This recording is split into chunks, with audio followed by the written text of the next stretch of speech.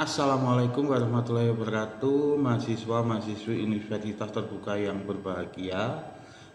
Kita ketemu di sesi yang keempat mata kuliah studi kelayakan bisnis.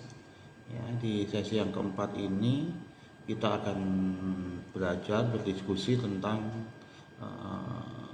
analisis dari aspek keuangan.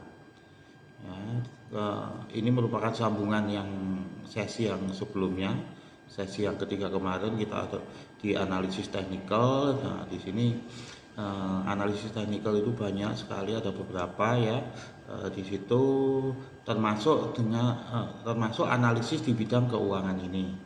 Jadi untuk menentukan proyek itu layak atau tidak diperlukan pertimbangan dari sisi keuangan, baik itu permodalan, kelayakan investasinya bagaimana, terus bagaimana kecukupan modalnya, dan sumber-sumber modalnya bisa diprediksi ditelusuri dari mana, sehingga proyek yang kita analisis ini, misalnya kita menentukan layak, memang benar-benar layak dan bisa terlaksana dengan baik.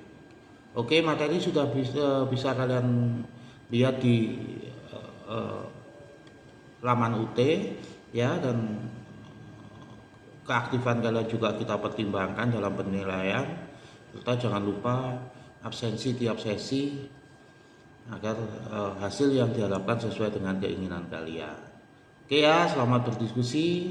Wassalamualaikum warahmatullahi wabarakatuh.